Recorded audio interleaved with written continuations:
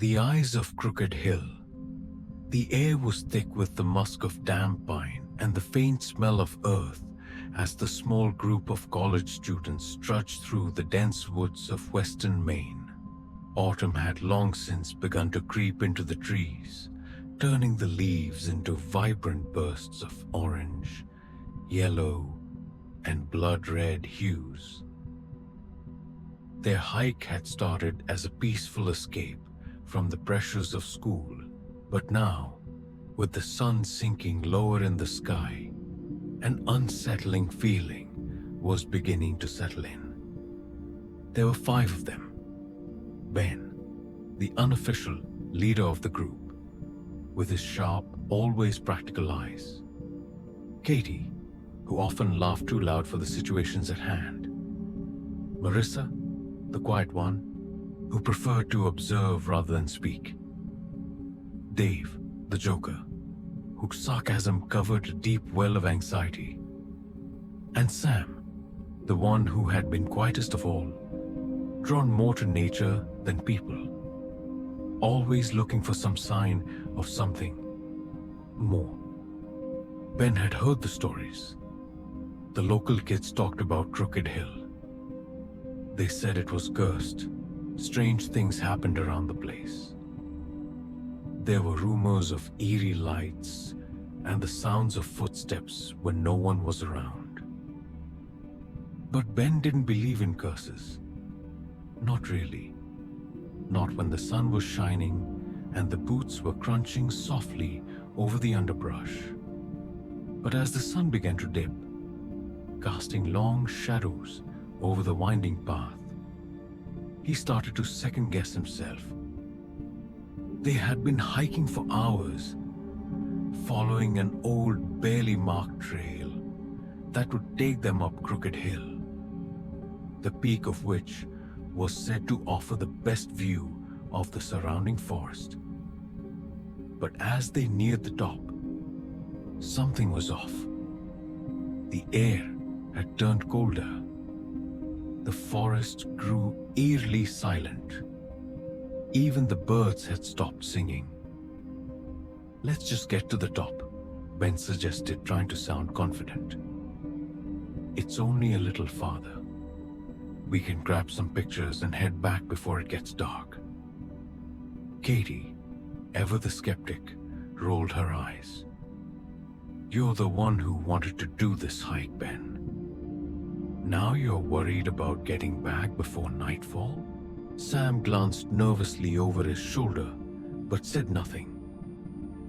He was usually the first to call out when something felt off, but this time, he was unusually silent. Marissa, sensing the change in the air, moved closer to Ben, her brow furrowed with concern. The group pressed on, climbing the final stretch toward the summit. As they crested the hill, the landscape opened up before them, vast and wild, stretching for miles. But there, in the distance, something caught their attention. A flicker of movement. At first it seemed like nothing. A trick of the wind or a reflection of a distant bird. But when they all stopped and turned to look, they saw it again. Eyes. 2 glowing yellow orbs staring at them from the edge of the woods. "Did you see that?" Sam's voice was barely a whisper. He didn't wait for an answer before starting down the hill. Ben followed, though his heart was pounding. "It was probably just an animal," he said, but his words didn't convince even him. The woods around them felt alive now, in a way they hadn't before. Something was watching them. The eyes reappeared, distant but unmistakable, glowing from the dark corners of the woods. They blinked once, slowly, and then disappeared into the shadows. "All right, that's enough of this," Ben said, but his voice had lost some of its confidence. "Let's head back to the car." As they walked, The woods seemed to close in around them, the shadows stretching longer with every step. The glowing eyes appeared once more, this time closer, and then, just as quickly, they vanished. Sam turned to look at his friends, his eyes wide. "Am I losing it? Or are those eyes following us?" Katie scoffed, trying to laugh it off. "It's just the dark playing tricks on you." But Ben didn't laugh. Neither did Marissa. The trek down the hill was long and filled with that growing sense of unease, as though the eyes were still watching them, as though they were never truly alone. When they reached the parking lot, Sam was the first to break into a run, eager to leave the unsettling hill behind. 2 days later, it had been 2 days since they'd hiked Crooked Hill, and none of them had spoken much about what happened. The following day, Ben had gone through the photos they'd taken at the summit. They looked normal enough at first. Some shots of the distant mountains, a couple of selfies with the trees framing the background. But there was something off in one of the pictures. In the background, just beyond the trees, the glowing eyes were back. Except this time, they were in the photograph. "Did anyone else see this?" Ben asked, his voice shaking slightly as he showed the photo to Katie, who had come over to his place to study. Katie took the camera and studied the image. The eyes, large and glowing, were unmistakable. And they were no longer just a part of the woods. They had an almost human quality to them. "That's weird," Katie said after a long pause, though her eyes had started to narrow, as if she was noticing something else. "But it's just a trick of the light, right?" Ben shook his head. "I don't know. It's like they were there in the photo when no one was around."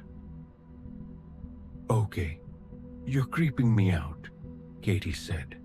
But then there was a moment of silence as she looked at the photo again. Maybe we're just imagining things. The next night. That evening, after dinner, Ben walked to his apartment's bathroom to wash up before heading to bed. As he stared into the mirror, he felt something shift. At first, it was a slight flicker in the reflection, a momentary hesitation in the image of himself. But then it grew more distinct. His own eyes staring back at him in the reflection weren't his at all. The eyes had shifted, glowing, yellow, like the ones in the forest. Ben froze, his heartbeat hammering in his chest. And then the eyes blinked. The next few days passed in a blur of paranoia and sleep deprivation. The eyes began to appear in every reflection, mirrors, windows, even puddles of water. They were always there, watching, waiting. Each time they seemed a little closer. The rest of the group began experiencing the same thing. Dave had heard a faint whisper of his name in the wind while driving. Marissa had seen a pair of glowing eyes reflected in the glass of a framed photo in her dorm room. They weren't just seeing them in the woods anymore. They were everywhere, and they were getting closer. The Hill's Curse. After a few more restless nights, Sam finally came clean. He had done some research. Crooked Hill wasn't just a hill. It wasn't just some abandoned patch of woods. It was a place where an ancient deity had once been worshipped. The eyes weren't just eyes. They were windows. Windows to a place that existed beyond their world. The deity had been forgotten long ago, but its power lingered, feeding off the fear of those who dared approach. And now, they had unwittingly been marked. The eyes wanted something. The deity wanted them, and as time went on, it became clear that no one was safe. They weren't just reflections anymore. They were becoming part of their reality. Every time they looked into a mirror or caught a glimpse of themselves, the eyes grew stronger. The deity was trying to drag them into its realm, to trap their souls behind its glowing, malevolent gaze. The final decision: there was only one way to break the curse, one way to escape. The price was high. The deity demanded a soul. Someone had to make the ultimate sacrifice to release the others. Ben, standing in front of the mirror, with glowing eyes reflecting back at him, realized that he had no choice. The last thing he saw before he vanished was the reflection of the others, their eyes glowing too. And in that reflection, something shifted. It was no longer just a reflection, it was real. As he vanished into the darkness, he knew the eyes would always be watching. They would never be alone again. The smile in the photograph. Part 1. The allure of the camera. Eva held the camera in her hands, feeling the weight of it settle into her fingers like an old friend. It was larger than any she had ever used, bulky and metal, with a thick, ornate lens that seemed to stare back at her with an unsettling intensity. The leather straps, cracked with age, held the camera to her chest, and the cold, smooth metal hummed faintly beneath her fingertips. She had found it at an estate sale, tucked away in a dusty corner, with a sign above it that read, "Vintage cameras, all sales final." The sale was a rare find in her small town, and Eva had been desperate for something, anything, to reinvigorate her photography. The work she had been doing for months now felt stale, too clean, too perfectly composed. It was as if her subjects weren't real, their faces always perfectly framed, their smiles too practiced. She was craving something more raw, more visceral. She had been photographing strangers on the street for the past few weeks, hoping to capture a sense of vulnerability. But each photo felt empty, lifeless. She needed something different, something that might finally give her the edge she needed to stand out in the sea of photographers. This camera was it. Even if the idea of it seemed absurd, this strange, ancient piece of equipment that had been locked away in some forgotten drawer for who knows how long. It felt right. The moment her fingers brushed against it, she knew she had to have it. "That's a special one," the old man behind the counter said, noticing Eva's fascination. He was hunched over, his grey beard tucked into his sweater. It belonged to Victor Grange, a photographer from back in the day. Famous guy once. They say he captured more than just the image. He captured the soul of his subjects. Eva gave him a polite smile. The man was obviously senile, and the tale he told sounded like something out of a Gothic novel. Still, the camera intrigued her. It was beautiful, and the price was so low, it seemed almost like a gift. She paid him and left the sale. the camera cradled in her arms. Part 2. The first snap. The next day, Eva took the camera out for a test run. It was heavier than her usual digital cameras, and the lens felt cumbersome, almost unnatural in its design. The shutter clicked with a satisfying mechanical sound that felt like a whisper from another time. She found a subject on the street, a man sitting on a bench near the park, his face hidden behind a newspaper. Eva had seen him before, a regular who always sat in the same spot at the same time. She raised the camera to her eye, framing him within the old-fashioned viewfinder, and pressed the shutter. The camera's flash went off with a sharp burst of light, briefly illuminating the dull afternoon. Eva lowered the camera and looked at the man again. He had not reacted to the flash, still engrossed in his newspaper, but there was something off about his posture now. His shoulders were unnaturally rigid, and the way his lips curled upward. It was unsettling.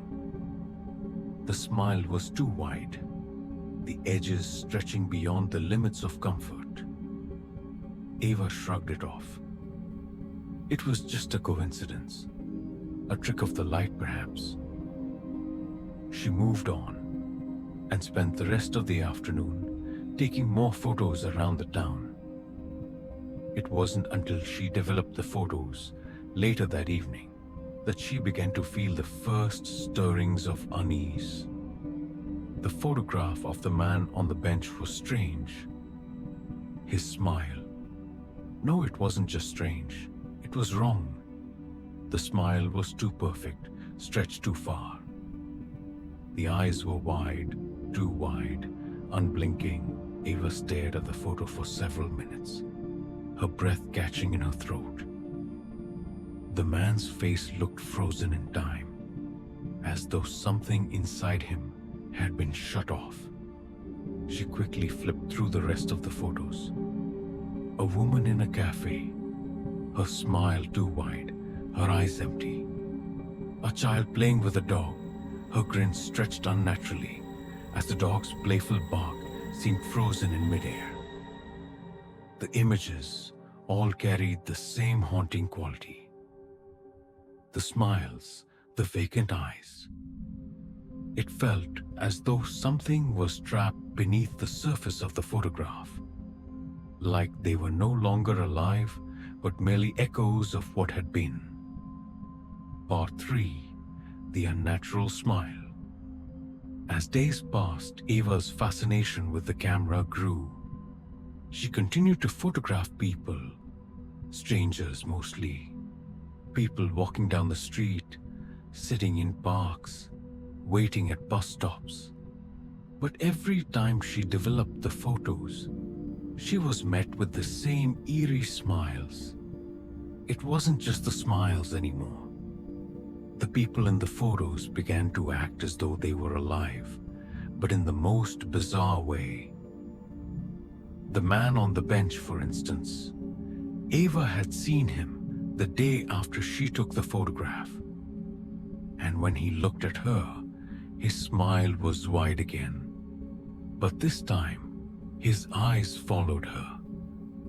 Not in a natural way, but in a rigid, robotic way that made her skin crawl. Every photo she developed was the same. The people in them were frozen, caught between life and death. Their eyes would follow her when she looked at them, their smiles shifting and changing like something alive beneath the surface. One night, as Eva developed a particularly unsettling photograph, a young woman with a grotesque, too wide grin. She felt a cold hand brush her shoulder. She turned quickly, but there was no one there. The air around her seemed to thicken, the room growing colder by the second. She looked down at the photo again. The woman in the image, her eyes wide and unblinking, was staring directly at Eva, her smile twisting unnaturally. Eva's heart raced. She had to know more about this camera. The tale the old man told her kept haunting her thoughts. Could it really be true? Could the camera be capturing more than just light? More than just images? Part 4. The truth behind the lens. Eva's obsession with the camera grew rapidly. She spent hours researching Victor Grange, uncovering old articles, interviews, and photography magazines from the past. What she found was enough to make her blood run cold. Victor Grange was a celebrated photographer, famous for his portraits of ordinary people, workers, children, the elderly. But his fame was short-lived. As he began developing his photographs, Grange noticed something disturbing. The smiles of his subjects were unnatural, too wide, too perfect. And worse, he began hearing stories of his subjects disappearing after they had been photographed, vanishing without a trace. Grange became obsessed. He locked himself away in his dark room, refusing to leave, his mind unraveling as he discovered the horrifying truth. The camera wasn't just capturing images. It was capturing the souls of the people he photographed. Each photograph trapped a piece of their essence, freezing them in time.